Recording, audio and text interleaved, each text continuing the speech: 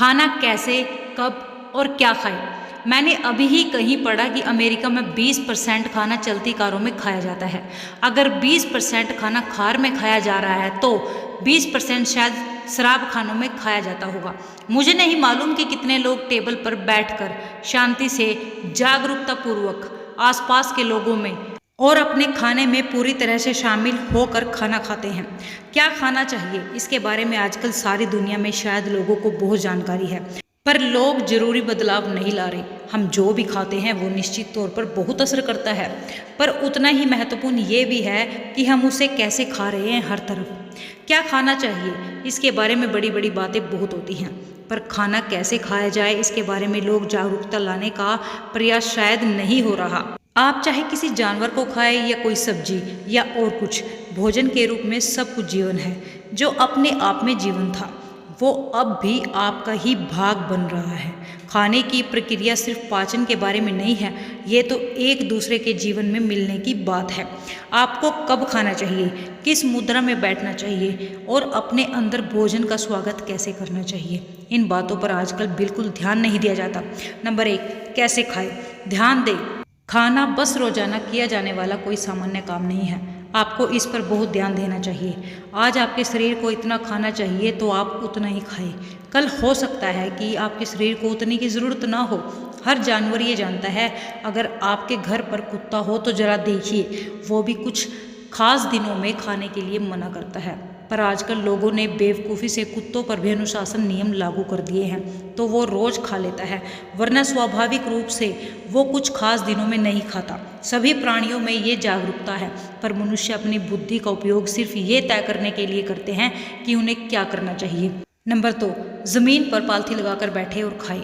योग संस्कृति में आपको बताया जाता है कि आपको हमेशा पालथी लगाकर बैठना चाहिए और किसी ऊर्जा आकार के सामने पैर फैलाकर नहीं बैठना चाहिए। ये इसलिए है कि इससे कई तरीकों से आपकी तरफ आने वाली चीज़ों को आप प्राप्त कर सके। योग सोच हमेशा से यही है कि आपके जीवन के ज़्यादा ऊंचे पहलुओं से मिलने वाली हर चीज़ को आप प्राप्त करें। जब कोई प्राण प्रतिष्ठित स्थान हो तो इसका मतलब ये है कि वहाँ शक्तिशाली ऊर्जा है जिससे आपके रूपांतरित होने की संभावना है। नंबर 3, दिन में 2 बार खाना और बीच में कोई नाश्ता नहीं। जब पेट में पाचन प्रक्रिया चल रही हो तो कोशिकाओं के स्तर पर शरीर का शुद्धिकरण लगभग बंद हो जाता है। आप अगर दिन भर कुछ न कुछ खाना जारी रखें तो कोशिकाओं में अशुद्धियां ज़्यादा देर तक रहती हैं। आंतों से मल बाहर निकलने की प्रक्रिया भी सही ढंग से नहीं होती, क्योंकि मल का मलाशय तक आना एक बार में नहीं पर लगातार होता रहता है। मलाशय का साफ न रहना समस्याओं को बुलाना ही है। योग में कहा गया है कि गंदा मलाशय और मानसिक गड़बड़ियाँ सीधे जुड़े हुए हैं। जब मलाशय साफ न हो तो मन भी स्थिर नहीं रखा जा सकता। भारतीय पारंपरिक औषधीय प्रणालियों जैसे आयुर्वेद और सिद्ध में इससे कोई फर्क नहीं पड़ता कि मरीज की समस्या क्या है। वे पहला काम आपकी पाचन प्रणाली को शुद्ध करने का ही करेंगे, क्योंकि आपकी ज़्यादातर समस्याएं कचरा भरे हुए मलाशय की वजह से ही है। जिस ढंग से लोग आजकल खा रहे हैं उनके लिए मलाशय को साफ रखना एक गंभीर चुनौती है। नंबर 4, रात के खाने का समय और सोने का समय। रात में आप सोने जाए इसके कम से कम 3 घंटे पहले आपको भोजन कर लेना चाहिए। अगर खाने के बाद 20 से 30 मिनट हल्की शारीरिक गतिविधि हो, जैसे आराम से चलना, तो आपका शरीर ज़्यादातर स्वस्थ ही रहेगा।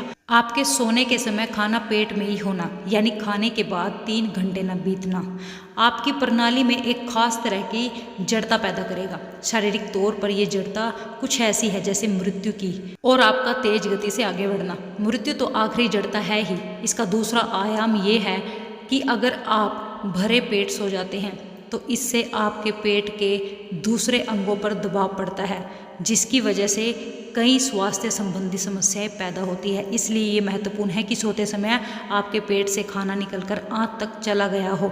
आप अलग अलग मुद्राओं में सोते ही हैं तो पेट की वजह से दूसरों अंगों पर दबाव नहीं पड़ना चाहिए। नंबर 5, एकादशी का उपवास।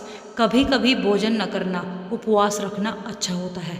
अगर आप जबरदस्ती खाना खाए बगैर रहते हैं तो इससे आपकी प्रणाली को नुकसान भी होता है। अगर आप उपवास करना चाहते हैं तो मानसिक और शारीरिक दोनों तरह से अपने आप को तैयार करना चाहिए, जिससे आप बिना किसी प्रयास के आराम से भोजन के बिना रह सके। हमारी संस्कृति में चंद्रमा कैलेंडर के अनुसार महीने के कुछ दिन ऐसे पाए गए हैं जब पाचन क्रिया अच्छी तरह से नहीं चलती। महीने के इन 2 दिनों में जिन्हें हम एकादशी कहते हैं और जो अमावस्या और पूर्णिमा के बाद के 11वें दिन आती है, ये बहुत अच्छा होगा अगर आप हल्का खाना लें या बिल्कुल ही ना खाएं। एकादशी हमारे शरीर की व्यवस्था का एक भाग है। पूरे दिन उपवास रखना बहुत अच्छा होगा, पर अगर ये संभव ना हो तो सिर्फ फलों का आहार लें। नंबर 6, ज़रूरत से ज़्यादा खाना। गलत ढंग से खाना और गलत चीज़ें खाना 2 बड़े पहलू हैं। हम जिस तरह से खाना खाते हैं वो हिंसक है, और अगर हम इस शरीर की ज़रूरत से बहुत ज़्यादा खाते हैं तो ये एक तरह से खेतों की मिट्टी के बह जाने जैसा है। आप अपना वज़न जितना भी कम करेंगे वो आकाश में नहीं जाएगा, वो मिट्टी में जाएगा। तो इससे मिट्टी का कटाव रुकेगा। हम जितना वज़न चाहते हैं उतना अपने शरीर पर लेकर घूम सकते हैं, पर हमारे लिए जितना आरामदायक हो उससे ज़्यादा नहीं। ज़्यादा वजन की स्थिति में रहने का दर्द ऐसा है कि उस स्थिति में रहने वाले लोग ये ही भूल गए हैं कि हल्के, सजग, सतर्क और वास्तव में जीवंत होने का क्या मतलब है। ये बस मेडिकल पहलुओं और मरने वालों की संख्या की बात नहीं है। सबसे बड़ी समस्या तो वो लोग हैं जो जिंदा तो है पर एक पूरा जीवन ही नहीं जी पाते। नंबर 7, ताज़ा खाइए। याद रखने वाली पहली बात यह है कि मूल रूप से खाना हमारे शरीर का ईंधन है। अगर आपकी कार को ईंधन की ज़रूरत है तो आप पेट्रोल पंप पर जाकर अपनी उस खास गाड़ी के लिए जो सबसे ज़्यादा सही ईंधन है वही लेते हैं, जिससे कार सबसे अच्छी तरह से चले। आप कार में मिट्टी का तेल, केरोसिन ऑयल भी डलवा सकते हैं और उससे भी ये चलेगी, पर बहुत ज़्यादा धुआं फेंकेगी, आवाज़ करेगी और गति तो उतनी ही नहीं पकड़ेगी जितनी आप चाहते हैं। यही हालत ज़्यादातर लोगों की खाने के बारे में पसंदगी की है। सही ईंधन चुनने के लिए आपको पता होना चाहिए कि आपका शरीर किस तरह का है। अगर आप अपने और अपने बच्चों की खुशहाली चाहते हैं तो ताज़ा खाना खाना चाहिए। Thank you.